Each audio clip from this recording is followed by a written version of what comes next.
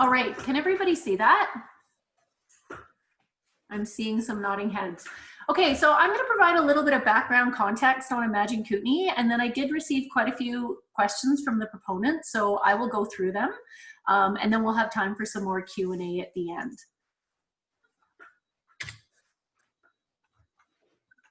There we go.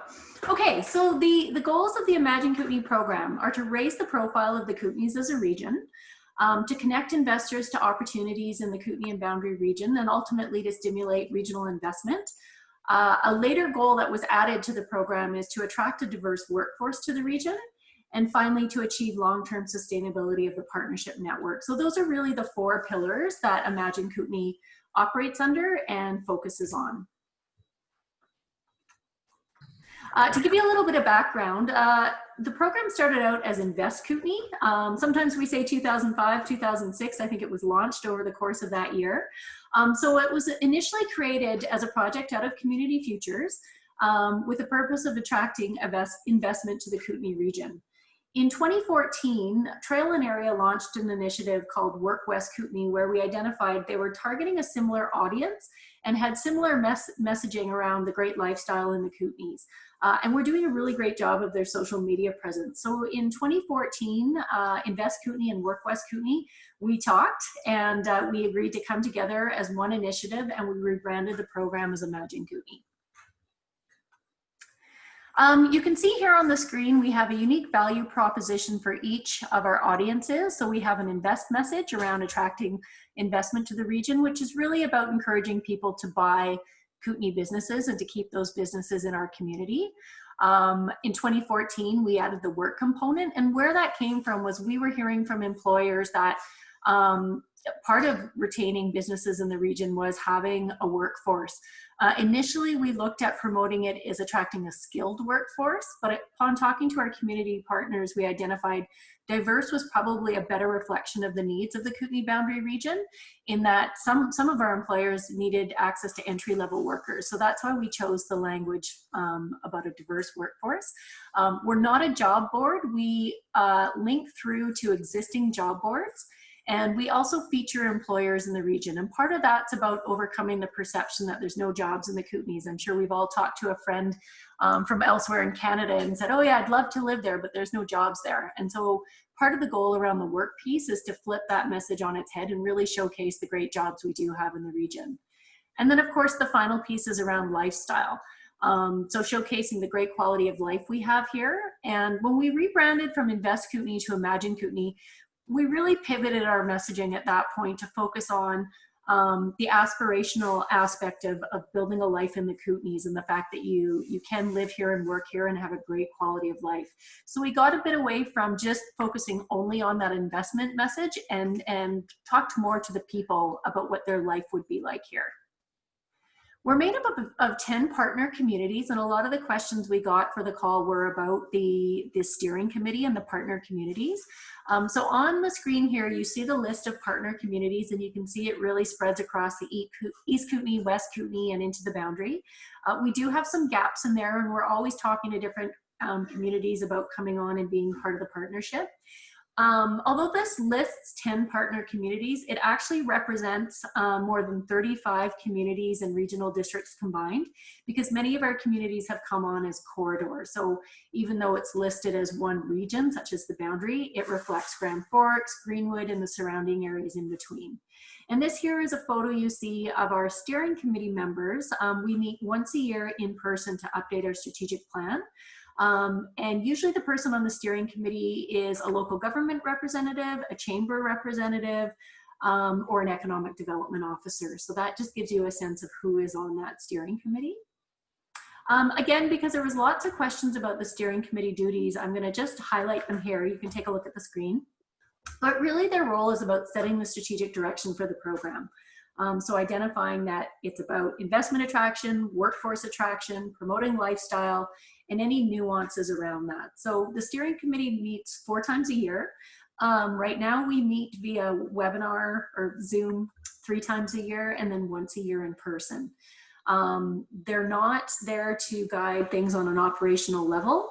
but rather to inform what's going on in their communities, what are the opportunities for the partnership, what are challenges for the partnership. They also have a role around liaising with funders in their community. So often it's a local government funder. And so the steering committee member is also that person that helps bring Imagine Kootenay information back to their local funders and plays a role as that go-between. It's at the steering committee level that partnership fees are set. I will mention that the partnership fees have not increased in the 15 years of the partnership, and I'll touch on that a little bit more later. So that's something that's decided at a steering committee level. And then of course, any updates to the governance policies are done by the steering committee as well. So what does Imagine Kootenay do and how do we do it? And I guess I want to preface this by saying, this is how things are done right now. We're looking for this program to evolve and grow. So this doesn't necessarily mean this is how things need to be done in the future. But in terms of our focuses is marketing is a real focus for the program. And what I will say is in the last 3 or 4 years, we've really improved our game, I would say, around digital marketing. And so we're much more focused on targeted media buys and making sure we're using the right channels. We're targeting the right audiences with the right messaging. So that's a real key component of the Imagine Kootenay platform today. And I think it's something in terms of a new delivery partner, I think we're looking for a delivery partner that can help bring that digital marketing piece to the next level. We also create tools and supports for our individual partner communities around investment and workforce attraction. So things like providing access to regional investment data, business data, links to resources in the community. And when you look at other parts of the province in Canada, our businesses actually have a phenomenal number of business supports available to them. So it's highlighting the fact that, you know, you buy a business in the Kootenays or you come to work in the Kootenays and you're very well supported by the organizations that list here. We automatically link the listings on our website to the Trade and Invest BC platform. And so that helps increase our reach to an international audience. And then in each of our communities identify what we call a first point of contact, or an FPC. And so that's the person that's the liaison in the community that takes that inquiry about a job or about an employer or a business for sale and helps provide some local on the ground information. And then of course, storytelling is a big part of what we do. So again, our program has evolved to focus more on video, photography, blogging, storytelling, that kind of thing. So how do we connect with people? Our website is our one-stop shop for all things around work and investment in the Kootenays. We do partner with other organizations from around the region to direct traffic to our website. So all of our community partners will have links on their local community websites, chamber websites, etc., directing traffic to our site. We also partner with organizations like Kootenay Rockies Tourism to share their information and for them to share our information out. We're very focused on data, so we take a look at where the traffic's coming to on our website and what's getting clicks, and we update our information and our focus based on that. We're always looking to adapt to new trends and what's happening in the marketplace, so we'll talk a little bit about COVID-19. And as I mentioned earlier, our focus has really pivoted to having a strong online and social media presence. So performance highlights. This is a question we always get asked, and so I'd say this is probably a pretty important slide. So this is for our last fiscal year, which would have been April to March 2019 through to 2020. So in terms of traffic to our website, we're averaging, or last year we saw just over 95,000 visits to our website, which was an 8% increase over previous year. We're averaging about 1,000 job searches through our website per month, and that's through Indeed, which we have embedded on our site, and people can search jobs in the region. We have over 2,300 people that have signed up as interested investors, people looking to purchase a business in our region. From a social media perspective, we have 2,800 Facebook followers, 25% increase over previous year. And again, when we amalgamated with WorkWest Kootenay, we really saw a jump in our social media followers. And I think part of that's as a result of the fact of our messages were more interesting because, again, they were telling that aspirational story. On Instagram, we have 1,400 followers and Twitter, we have 1,700 followers. So from a social media perspective, you know, I think we're doing well. Our numbers are growing. Is there room to grow more? Absolutely. Is there an opportunity to look at better targeting of people that are well suited to coming to our region from the Lower Mainland, from Calgary, Edmonton, California? Absolutely. So I would see that as an opportunity for this program. The other thing I'll mention is we did look into selling advertising through this platform, and something we learned from that research is to be competitive in terms of advertising dollars, we would need to have a lot more traffic to our website and probably better data on the traffic to our website for advertisers to find it compelling to spend advertising dollars with us. In terms of investment outcomes, so this is another tricky part about the program, and I'm not going to candy coat everything. I'm going to tell you the good news and the bad news about the program. It's really difficult for us to demonstrate that a sale of a business has taken place as a result of Imagine Kootenay, or that Imagine Kootenay has contributed to that transaction. So when we report transactions here, I'm talking about sales of businesses where the seller or the buyer has explicitly told us that the sale happened as a result of Imagine Kootenay. We know that other transactions take place and we've likely contributed to it, but it's really difficult to capture that. So last year, for example, we have 7 businesses that sold that we know were as a result of Imagine Kootenay. The value of that was about $3.6 million. We had over 580 inquiries about specific businesses, and that's what I always say is Imagine Kootenay is very good at driving the inquiry. Where it's tricky is closing the sale. And so again, I think that might be an opportunity for the successful proponent, is to help moving the needle on closing the sale. And then in addition to the 7 that we know sold, we're aware of another 28 businesses that were listed on the Imagine Kootenay website that sold. And so that's just some of the ways we collect the data. We collect the verified sales through the website, as well as we track businesses that were listed and that also sold. And then in terms of funding, on top of our partner contributions last year, we leveraged another $250,000 in grant funding towards the program. So in terms of successes, on the screen here, I've just got some examples of businesses that have sold through the Imagine Kootenay platform. So a coffee shop in Trail, a flower shop in Creston, a janitorial service in Golden, and you'll see on the screen there's testimonials from the sellers and from the buyers as well. So we do have those good news stories about businesses that have sold through Imagine Kootenay. This is a question we often are asked, and this is around funding contributions. So our community partners pay an annual fee to the Imagine Kootenay Partnership. It ranges from $2,500 to $10,000 per community, and that's based on population. That has been a bit of a motivator for communities to come together and come onto the partnership as a region, because then they can combine their population and their funding dollars, and it makes it just more affordable for them to come together that way. So this is just a snapshot of last year, the funding that came in through the partnership, and typically that partner funding ranges from about $80,000 to about $100,000 per year. We have seen partners come and go over the years, and so when I give people kind of the rough budget for Imagine Kootenay, usually I say it's about $100,000 from partner contributions.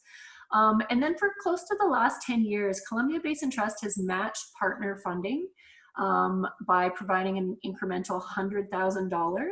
And that was specifically for the purpose of leveraging Imagine Kootenay program activities.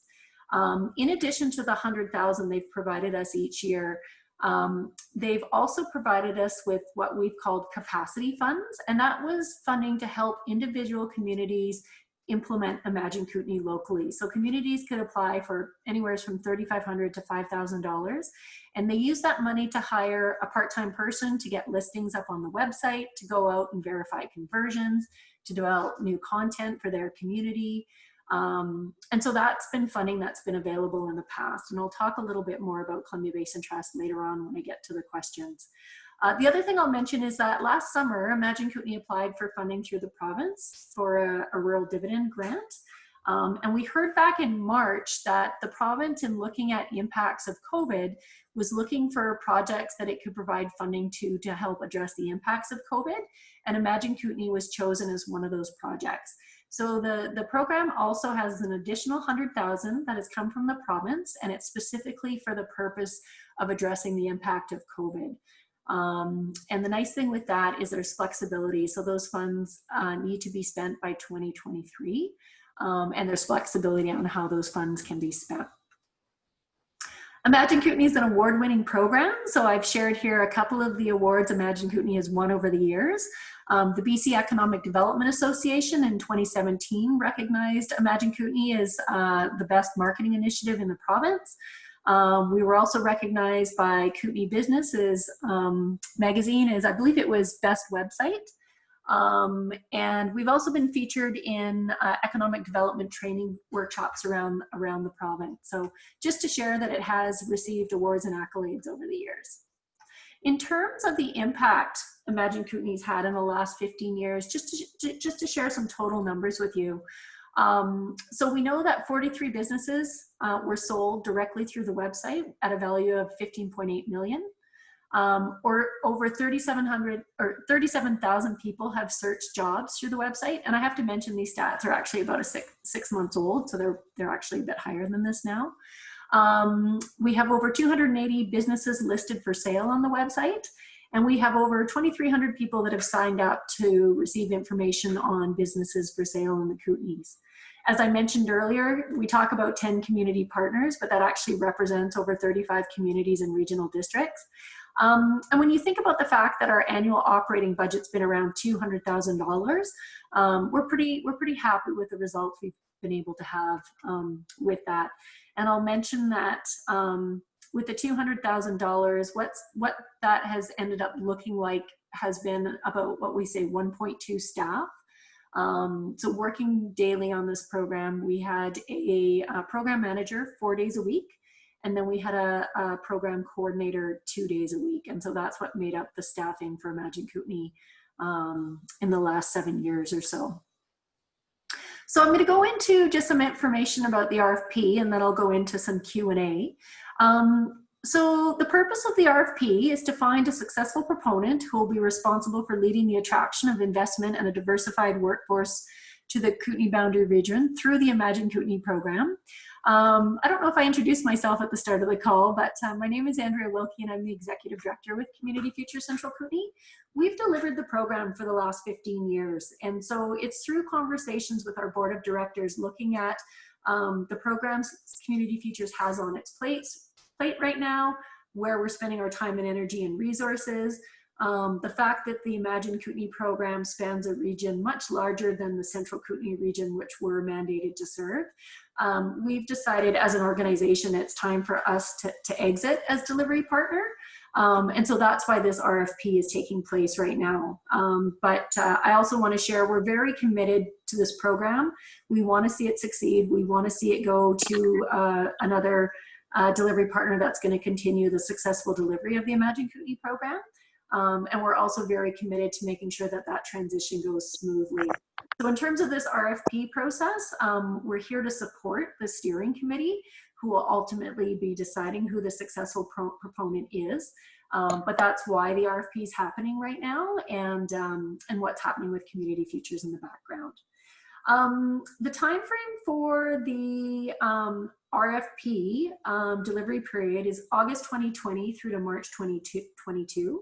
The reason we've said August is the closing date for the RFP is June 30th. And so realistically, to have some time to go back and forth with proponents and to get a contract in place, we wanted to give ourselves some time to do that. We've said till March 2022 because that's when we have funding in place until right now. So between the money from Columbia Basin Trust and the money from the province, we know we have another 2 years of program funding secured. The hope is that the program will continue and the successful proponent will be able to continue to secure funds to deliver the program in the future. So there's certainly an openness to the steering committee extending the contract with the successful proponent after March 2022.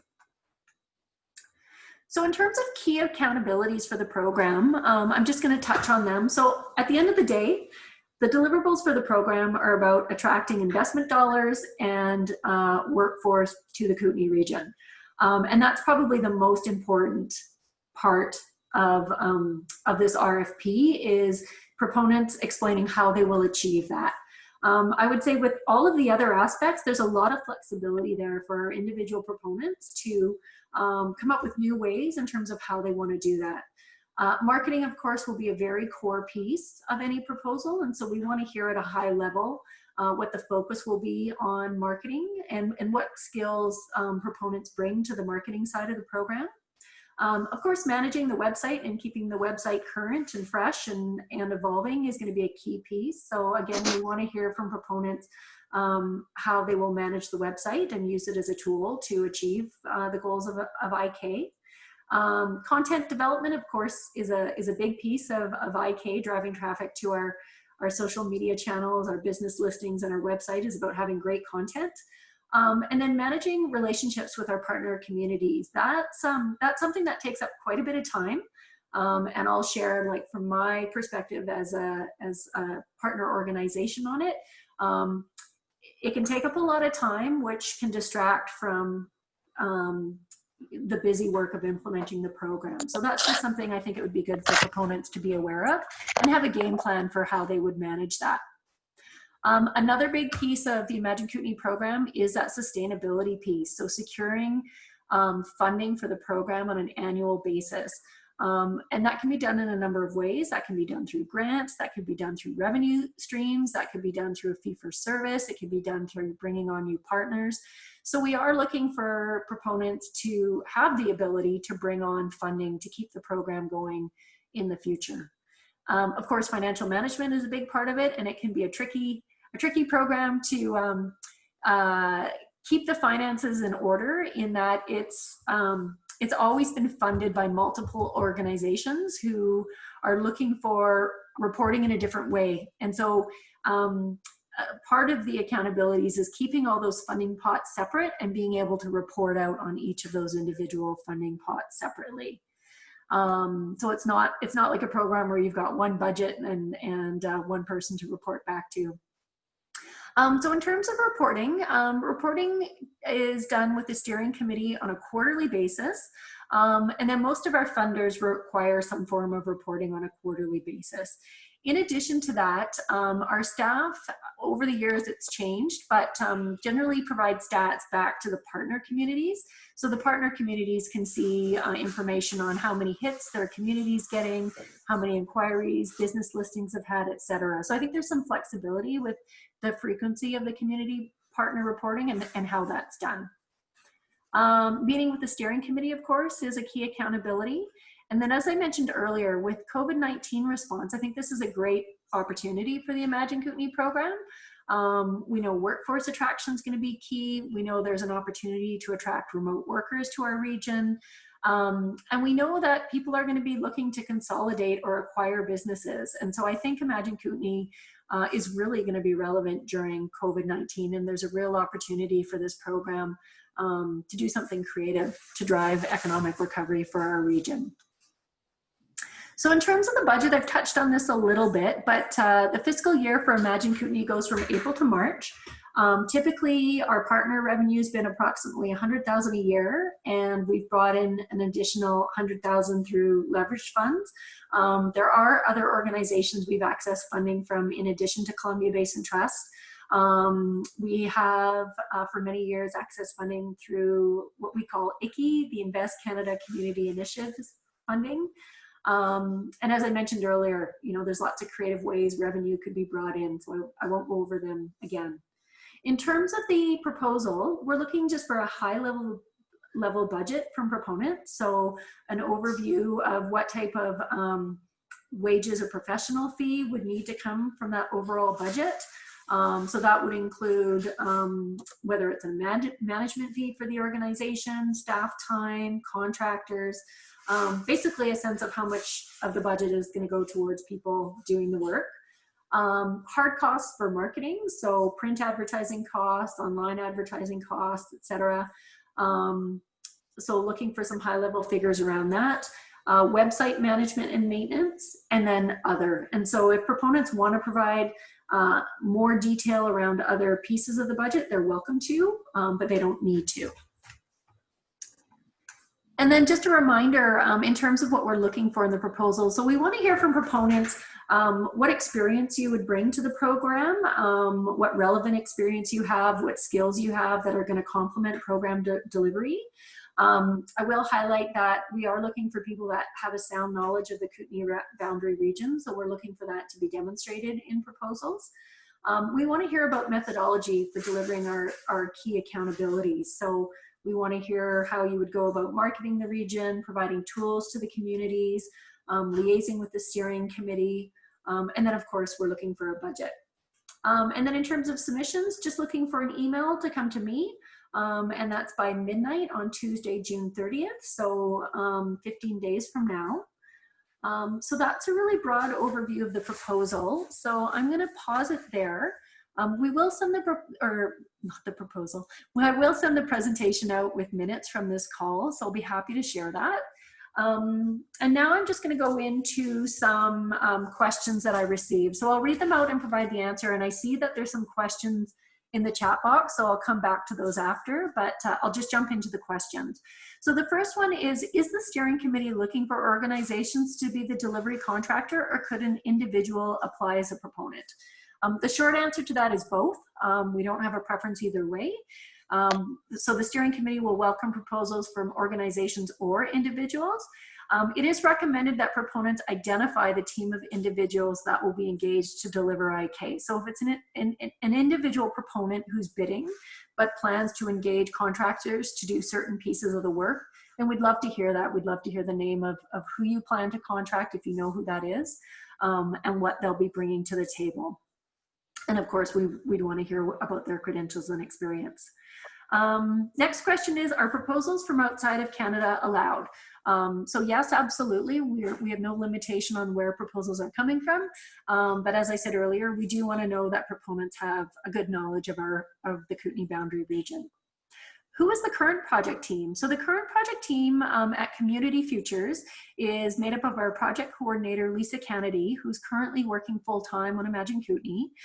In the past, we had a program manager 4 days a week, and then Lisa 2 days a week working on the program. In addition to that, myself as the executive director, I definitely spend some time on Imagine Kootenay. Generally, it's around looking for funds to leverage program dollars and liaising with community partners. We have our financial manager and our bookkeeper that spend a fair bit of time just processing invoices for IK and pulling numbers for funding reports. And our IT manager is also a great resource just in terms of our website and updating our website and where it needs to be hosted. In terms of who are the contractors working on the project, right now, website development and maintenance is done by Maverick Design. So that's Nikta Beauremont, who I think many of you probably know. We have a media buyer by the name of Kaylee Smith who works with us. Social media content, Dan Wall of Firelight Communications does a fair bit of content writing and blog posts for us. We work with a couple of graphic designers, but the two that do the most work for us are Big Fish Creative and then Pink Dog Design, so Nicola Lytle, who many of you will know. And then as I mentioned earlier, Lisa Kennedy is the project coordinator for Imagine Kootenay right now, and she's actually a Community Futures part-time staff person on the Imagine Kootenay program. So the next question was, are existing staff contractors available to continue to work on this project if the successful proponent wanted to hire them? So my answer to that would be, I think this is certainly a possibility, but it would really require a conversation with the individual. So I can't make promises on their behalf, but my sense is that there's an interest there. So I think that would be an opportunity. Who currently sits on the steering committee? Well, I shared the information before on the steering committee, but it's made up of representatives from each of the partner communities and then supported by the Imagine Kootenay delivery partner staff. So when we have a steering committee meeting, we would typically have one representative from each of our partner communities. I would typically attend, and then our project coordinator would typically attend. In terms of the membership of the steering committee, typically communities have their economic development officer, their chamber manager, or a local government person that sits at that steering committee table. Lots of questions about the steering committee, so I'll keep going with them. How is the steering committee formed and how does it operate? In what way does the proponent interface with it? So each community partner identifies a representative to sit on the steering committee. The steering committee has a chair and a vice chair. We do have some subcommittees that come and go. So we've had a marketing subcommittee. Right now we have a sustainability committee that's looking at, we'll be selecting the successful proponent from the RFP process. And they meet quarterly, though we do have additional meetings from time to time, typically just at that subcommittee level. And then the IK chair, of course, is a resource to the staff of the program. So that's really how we currently interact between the steering committee and as the delivery partner for the program. Does the successful proponent need to be on site for marketing, web management, content relationship management, or steering committee meetings? So as I've already mentioned, right now, we meet face-to-face once a year as a delivery partner and community partners, and that's to do strategic planning. Otherwise, the steering committee meets another 3 times during the year using Zoom. And so I'll just mention again, so a face-to-face meeting isn't required, but again, being familiar with the region is really important. Does the allocated budget include all production and implementation costs? So the short answer is yes. That's the budget we have to work with, and so we're looking for proponents to figure out how they can pay themselves and accomplish the objectives of the Imagine Kootenay program. So the allocated budget includes all revenues and expenses to implement the Imagine Kootenay program. Does the allocated budget include travel costs and data costs? So once again, yes. The budget is what it is. If the successful proponent sees opportunities to grow that budget, fantastic. Or for cost savings and efficiencies within the budget, fantastic. So that's what we're looking for from proponents, is how would you allocate those dollars to fulfill the objectives of Imagine Kootenay while also earning some revenue for yourself or your organization. A question was asked about, has a multi-year partnership agreement with the municipalities ever been considered or proposed in the past? So the answer to that is yes. We do currently have a 5-year memorandum of understanding in place with the community partners, and I think it's actually the 2nd or 3rd MOU that's been put in place.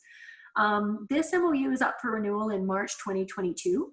And what it outlines is the responsibilities of the delivery partner and the community partners, as well as it outlines requirements for communities to give notice. So if community wants to leave the partnership, they need to give notice in October to leave the partnership at the end of the fiscal year, which is in March.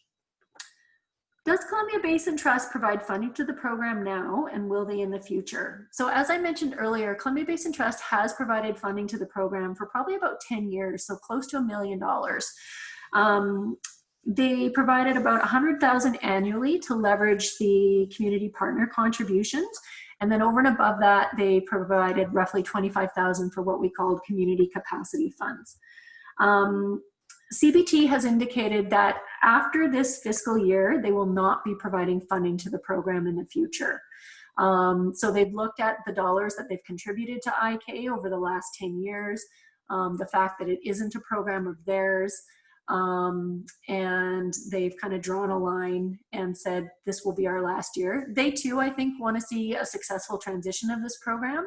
And that's why in this final year, the contribution from Columbia Basin Trust was $150,000. There was a bit extra money in there to help with transitioning the program and putting things in place for it to be sustainable in the future. So that's the status of Columbia Basin Trust at this point in time. Could that change? Absolutely. But that's the message that's been given to us at this point in time. Will there be a period of overlap where the proponent would have access to existing resources and assets? Yes, absolutely. Community Futures is 100% committed to the successful transition of this program to the successful proponent. And I think I can speak for the steering committee and the community partners as well. They certainly want to see this transition go smoothly. So from a delivery partner perspective, we are committed to sharing background information, providing training, and working together with the successful proponent to develop a transition plan. So that would be a conversation with a successful proponent to map that out. From a Community Futures perspective, we are looking to have exited the program by the end of March 2021. If that can be earlier, fantastic, but that's the direction we've been given from our board, is that that's our end date. Are the contractors staying with the project during the transition from one management team to the next? So that's a great question. All of the contractors we're currently working with are very well aware of the RFP process, and right now they're on month-to-month contracts. So they know this is happening. We've specifically signed month-to-month contracts as opposed to an annual contract for this year. So that will need to be part of the transition process, is either wrapping up contracts with existing contractors or looking to secure them for ongoing work.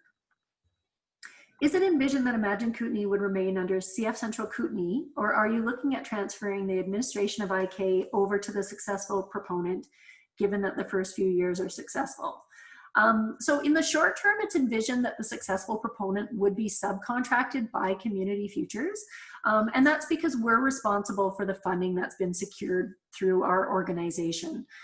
So in the short term, the vision would be Community Futures would subcontract the successful proponent until those dollars are out the door. At such time, then I think it could be revisited what kind of structure it would make sense to have in place with the proponent. If that person or organization could be contracted directly by the steering committee or by a funder, then that's one model. If Community Futures needed to stay around in the background just to be a flow-through organization for those dollars, that's an option as well. So there's some flexibility there. Who owns the assets of IK? So when you think about IK, it's been around for 15 years. The assets are really the website, the investor database, the knowledge we have about our target audience, the brand equity around the Imagine Kootenay name. So that's what we see as the assets. And right now they're held by Community Futures Central Kootenay, but they're held by us on behalf of the Imagine Kootenay partnership. What types of reporting will the proponent be responsible for, and to whom will they be reporting? So I touched on this earlier, but just to answer that again. So the proponent would provide quarterly reports to the IK steering committee and funders, as well as right now it's monthly stats to community partners. And as I said before, demonstrating value to the community partners and funders can be a challenging and time-consuming part of program delivery. So that's the honest answer in terms of reporting. And I think that's probably not a surprise to any of us, but it is a really important part of the program. And for a proponent to be successful, my suggestion would be is figure out a good solution for that, figure out an automated solution for that. Get that nailed up front, and that just makes things easier. And then final question that I got in advance was, how much flexibility is there in the program to create new features, functionality, and initiatives to grow the partnership base? My answer to that would be the sky's the limit. I would say the IK steering committee is very open to new ideas about how to achieve the program objectives of attracting investment and a diverse workforce to the region. The steering committee is open to ideas about growing the partnership base. One limitation I would say is that the region the geographic region for Imagine Kootenay has been limited to the Kootenay boundary. So if there was a desire to expand the partnership outside of those regional boundaries, I think that would certainly need to be a discussion with the steering committee. But that's really the only limitation I see. So that was a long list of questions and a lot of talking from Andrea. I'm going to pop over here to the chat box and answer some of these questions, and then we can also just open it up for questions. So first question was, can we put questions in the chat box? Yes. Question here around, what can you tell us about the performance of the work component of the project? I ask as I have seen a local community partner recently initiate their own community jobs page. Great question. So as you saw, the work or the attracting a diverse workforce to the region is a new part of the program. A bit of a challenge we've had there is that with our funding agreements, for incremental funding, we were never allowed to use those funds towards the work component. And that's because it was a new mandate for the program, and the funding had already been provided to Imagine Kootenay for the purpose of investment attraction. So I guess what I'll flag is a ton of resources have not been spent on the work part yet. I think there is a real opportunity to grow that. We have been very conscious about not wanting to duplicate the efforts of existing organizations around the work piece. So like I mentioned earlier, we link through to existing job boards.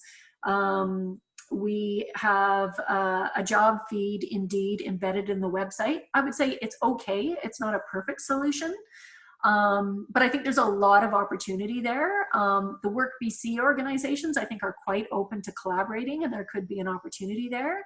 And I think especially around the COVID-19 recovery, workforce is going to be a crucial piece. So to answer the question, really the stats we have on workforce are just the job search stats, and we don't have anything beyond that. But that would be a great stat to have is, you know, how many people actually found a job by clicking through the Imagine Kootenay platform. So really good question. Next question, is your website CMS web-based, or would updates need to be done on location?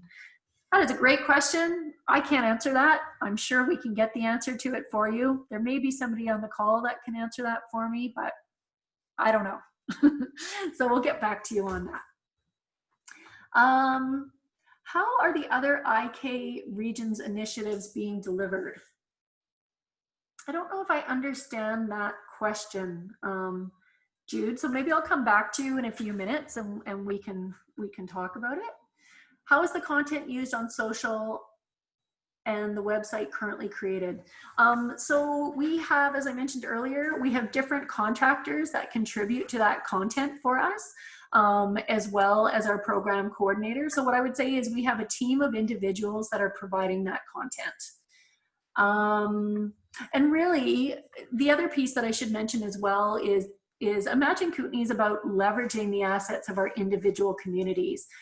So the better job our individual community partners are doing of creating content, then the more we can share that content out. So that's a big part of it as well, is drawing on the content of our community partners and helping just raise awareness of it. Andrea, if I can add to that too. Yeah, the first to Andrea's point about the community partners, the first points of contact also have provided content and information, particularly blogs, and that sort of thing. So the first point of contact is really kind of key part of the communication strategy and outreach into the communities as well. Thank you, Susan, and feel free to chime in anywhere along the way. Question about the budget, and does the budget include payment on all applicable taxes on services and expenditures, or is the budget plus applicable tax? So what I would say to that is it's inclusive of all costs related to Imagine Kootenay. Through Community Futures as a delivery partner, because we're a nonprofit, we do get a portion of the GST back. But yeah, at the end of the day, every cost for the Imagine Kootenay program needs to go through that budget.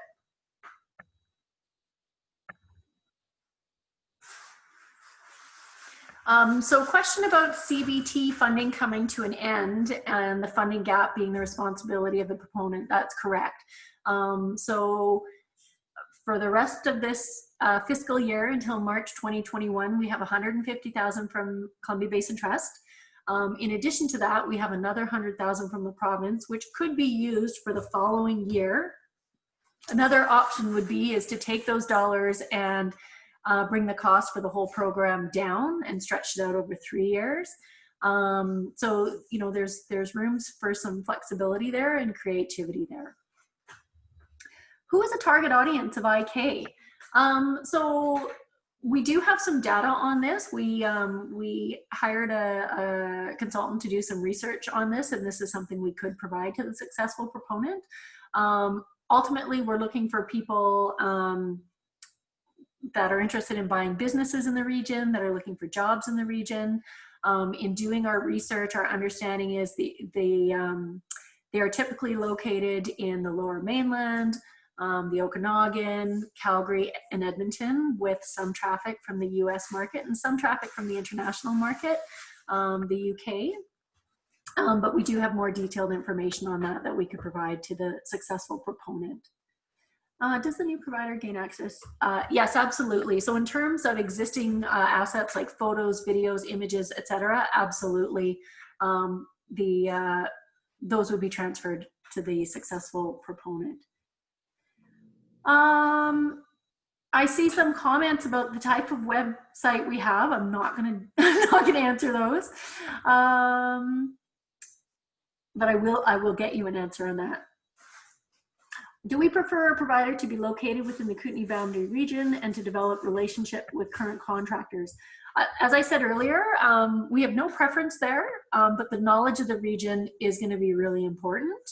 And in terms of relationships with current contractors, no, I mean, proponents are going to have different skills that they bring to the table. I brought up the idea of working with existing contractors because we do have a great team, and I think we have people that could potentially fill gaps and skills of the proponent. So it's an opportunity, but not a requirement. Okay, so I'm further understanding Jude's question from earlier. So I see. So yeah, good point of clarification. So the Imagine Kootenay program, it's one program for the Kootenay boundary region.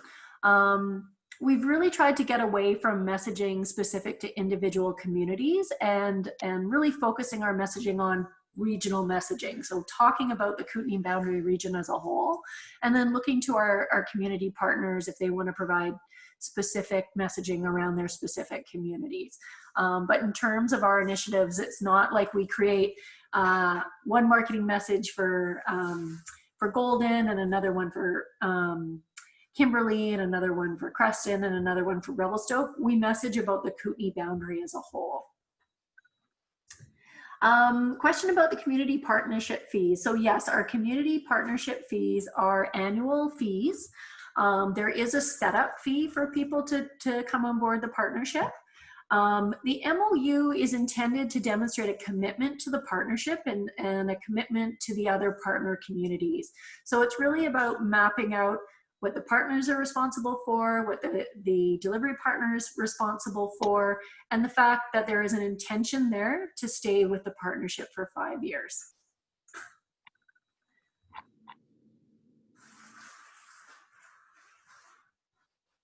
So there's a question about the needs assessment we did. It's not available online. And it's not necessarily, I wouldn't see us sharing it with this group at this stage. Certainly information we'd be happy to provide the successful proponent with, and even maybe set up the successful proponent for a conversation with the consultant that did that work. But it's not something we planned on sharing as part of the RFP process. So I think I've touched on all the questions in the chat box, but happy to open it up to further questions, either if people want to unmute themselves and ask, or has a further question that they want to share in the chat box. And Susan, if you had anything I missed that you want to add, feel free to do so.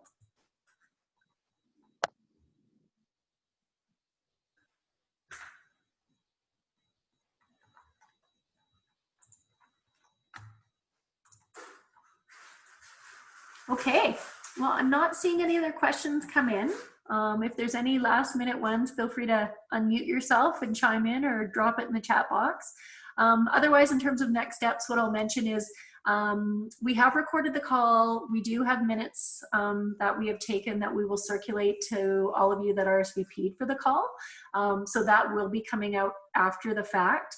My preference is to keep further questions after the proponent's call to a minimum.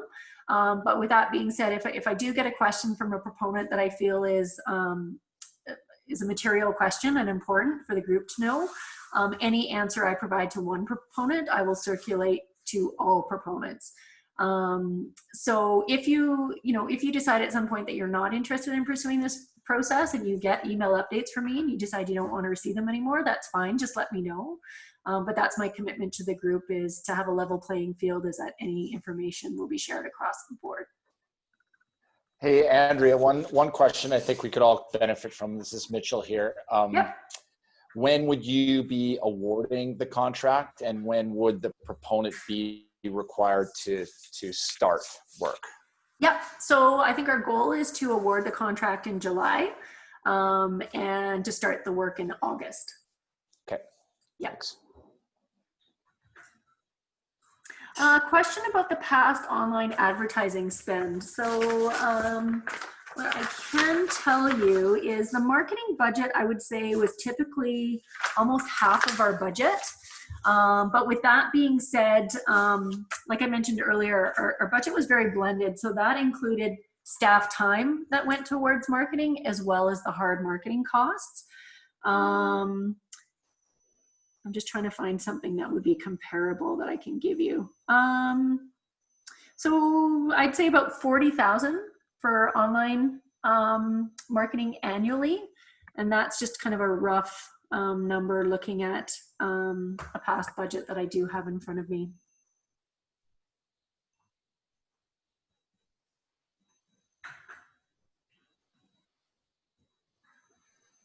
Okay. Well, fabulous to see such a great group of people. Thank you so much for taking the time to come on the call and learn about Imagine Kootenay. As I mentioned, we will be sending this out. And if there's any burning questions, send them our way, and we'll get back to you. And in terms of the group reviewing the proposals, like I said, as a current delivery partner, we'll be helping with that. But it really, at the end of the day, will be the decision of the Imagine Kootenay Steering Committee in terms of identifying the successful proponent. All right. Thanks, everyone. Have a great afternoon. Thank you, everyone. Thank you. Yes, thank you, Andrea. Thanks for coming on the call.